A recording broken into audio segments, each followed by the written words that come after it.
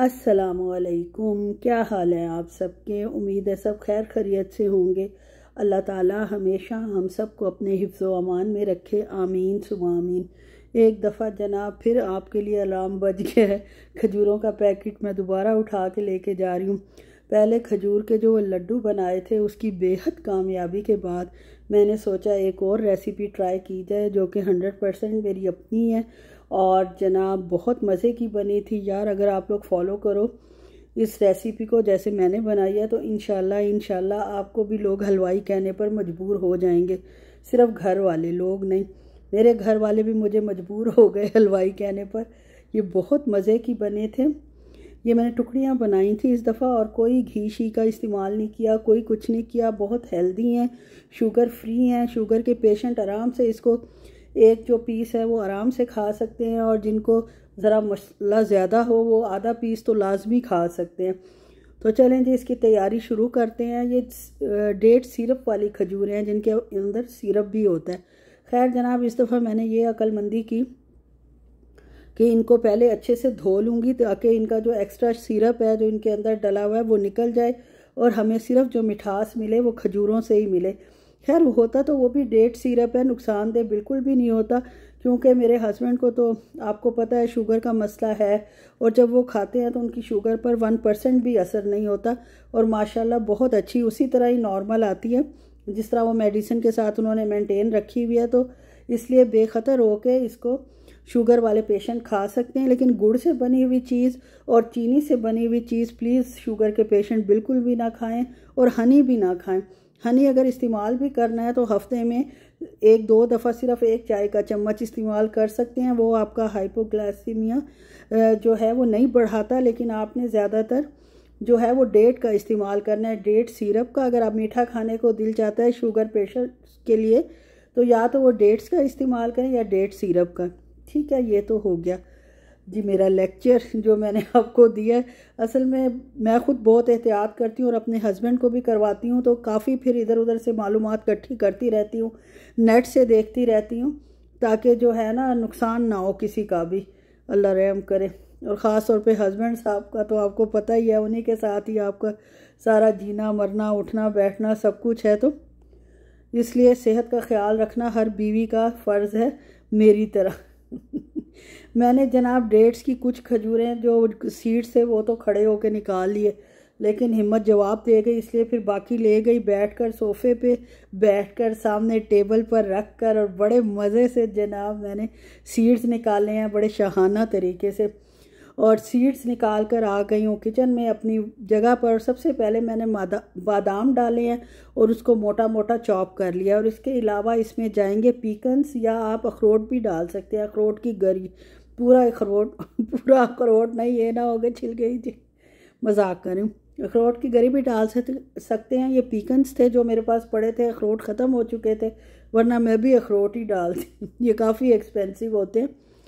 खैर जनाब इनमें ये दोनों चीज़ें डाली हैं और इसको साथ ही थोड़ा सी खजूर का पेस्ट डाल के ये जो सीडलेस खजूरें हैं उनको मिक्स करती जाऊंगी, थोड़ी थोड़ी डालूंगी और मिक्स करती जाऊंगी।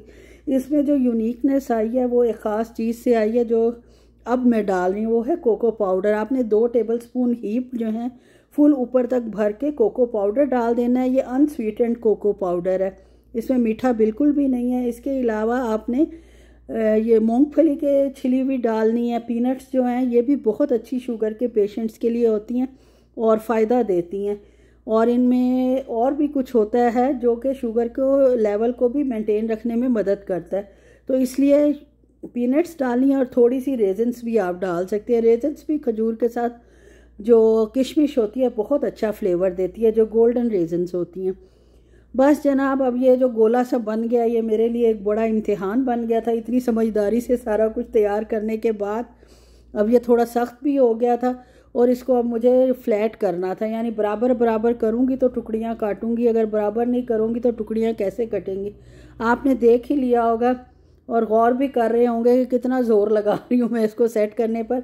फिर मेरी अकल ने मुझे मशवरा दिया, यानी अकल से जब मैंने सोचा जज्बात से निकल कर कि एक और बटर पेपर पहले मैंने नीचे रखा है ताकि चिपके ना। बटर पेपर के ऊपर मैंने वो अपना लोफ डाला है वो जो खजूरों का मिक्सचर था। और उसके बाद जनाब उसके ऊपर मैंने एक और पेपर रखकर हाथ से दबाने की फुल फ्लेज कोशिश किया, लेकिन उसने कहा नहीं भाई, हम आपसे नहीं ये होना, ये आपके बस की बात नहीं है। तो रोलिंग पिन जो है जिससे रोटियां बेलते हैं वो बेलना मैंने निकाला है और उससे अच्छी तरह इसको फ्लैट कर लिया। और जब ये फ्लैट हो गया तो फिर कुछ ज़्यादा ही फ्लैट हो गया था, नहीं सही फ्लैट हुआ था, ज़्यादा फ्लैट बिल्कुल भी नहीं हुआ था। और इसको मैं चारों तरफ से हाथ से बराबर कर दूंगी। और सेट करने के बाद जब मुझे अच्छी तरह तसल्ली हो जाएगी कि अब इसकी टुकड़ियाँ बिल्कुल सही कटेंगी, तो इसको मैं रख दूंगी चारों तरफ से बराबर करने के बाद फ्रिज के अंदर। और इस दौरान मुझे लग जाएगी भूख। आपको पता होगा मुझे भूख जो है वो लगती है। जो बेचारे मेरे देखने वाले हैं, बेचारे क्यों, माशाल्लाह सबसे अच्छे हैं जो मुझे मेरी वीडियोस देखते हैं। तो जनाब भूख की मैं ज़रा जब इंतज़ार करती रहती हूँ, जब हद से गुजर जाते हैं तो भूख कंट्रोल होना मुश्किल हो जाता है। बस ये रोज़ों में ही अल्लाह ताला सब्र देता है कि सामने पड़ी हुई चीज़ें देखकर भी खाना खाने को दिल नहीं करता या कुछ भी देखने को। खैर जनाब, ये मैंने थोड़ा सा फ़िश मंचूरियन बनाया था जिसकी रेसिपी आपके साथ शेयर नहीं की।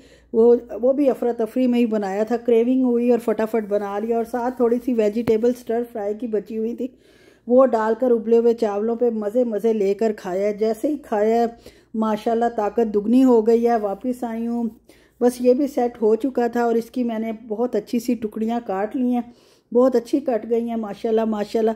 और अब मैं बटर पेपर ही रखूँगी पहले, क्योंकि ये एक दूसरे के ऊपर रखूँगी तो ख़तरा है कि चिपक ना जाए। हालांकि चिपकना इन्हें चाहिए नहीं, लेकिन जाहिर है खदशा पैदा हुआ है। उस खदशे को दूर करने के लिए बटर पेपर को इस डब्बे के साइज़ के हिसाब से काट लूँगी। और ये चारों साइड से बंद होने वाला डब्बा, ये चलेंगी बहुत अरसा। पूरे किलो खजूरें थी, सीड्स निकाल के पता नहीं कितनी रह गई होंगी, कुछ ही कम हुई होंगी किलो में से, आध पाव या पाव, इससे ज़्यादा तो नहीं कम हुई होनी। और उसके बाद जनाब ये टुकड़ियाँ जो है सजा कर मैं इसके ऊपर रख दूँगी बड़े मज़े से। और सजाने के बाद और क्या मैंने काम करना है आपको दिखानी भी तो है करीब से कि मैंने कैसे काटी हैं। और 10 दफ़ा तो मैं इधर आती जाती हूँ, मेरा तो यही है कि चीज़ छोड़ी और चला गया, फिर आई। अब मैंने सोचा कि इस तरह इनकी शेप ना ख़राब हो जाए, तो चमचा ले आती हूँ, उसके साथ उठाती हूँ ताकि जो है देख लें कितनी अच्छी मेरी बन गई। और इस कदर सॉफ्ट है और माउथ मेल्टेड है। थोड़ी सी सख्त फ्रिज में रख के लगता है हो गई हैं, पकड़ते हुए भी आपको फ़ील होगा, लेकिन जब आप खाएंगे तो वाह, इतनी सॉफ्ट और च्यूई सी।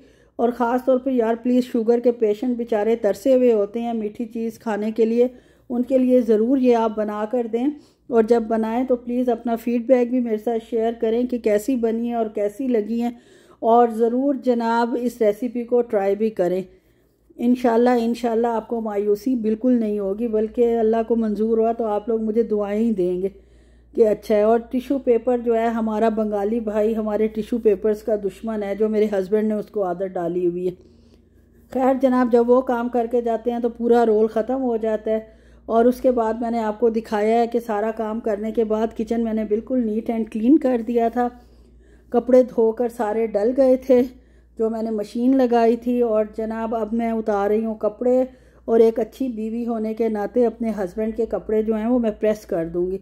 वो अच्छी बीवी खैर होने के क्या नाते इसलिए भी प्रेस कर दूँगी कि जब वो हर कपड़ा तैयार होता है, बेशक वो एक ही कपड़ा जो है ना हर दफ़ा जो इस्त्री होके आता है वही ज़्यादा शौक़ से पहनते हैं, 2-3 सूट ही। तो खैर कोई बात नहीं, जो मर्ज़ी पहने। मैं तो जनाब सारे उनके माशाल्लाह इस्त्री करके लटकाए हुए हैं।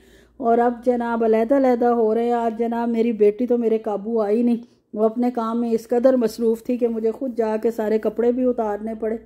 और समेटती तो आपको पता है अपने मियाँ की, और अपने मैं खुद हूँ, अपने मतलब समेट लेती है, अपना कमरा सेट रखती है, यही मेरे लिए बहुत बड़ी बात है। और अब इनको इस्त्री करने आई हूँ, 3 सूट उनके थे। और जनाब क्या मेरे साथ ट्रेजिडी होती है, पहले भी मैंने ये रोना अपनी बहनों के आगे रोया था कि जनाब जग में कोई पानी नहीं भरता, और आयरन तकरीबन खाली ही होती है जब भी मैंने प्रेस करने होते हैं। खैर जनाब भर लेती हूँ, मेरी तो ड्यूटी है। और प्लीज़ मैं आपसे बार बार रिक्वेस्ट करती हूँ, आप मेरी पूरी वीडियो वॉच किया करें। कहना ये मुझे हमेशा भूल जाता है कि शुरू में कहूँ तो शायद किसी पे असर भी हो और वो फुल देख भी ले, लेकिन मैं जनाब कहती आखिर में हूँ, यहाँ तक तो शायद कोई पहुँचता भी नहीं होगा, या कुछ लोग पहुँचते होंगे जिनको अच्छी लगती होंगी, लेकिन जब देखता है बंदा तो कुछ ना कुछ तो अच्छा लग ही जाता है, क्यों नहीं लगता है ना। सही कह रही हूँ ना। बहरहाल प्लीज़ फुल वीडियो वॉच करें और बहुत शुक्रिया। यहीं तक था मेरा व्लॉग। अल्लाह हाफिज़।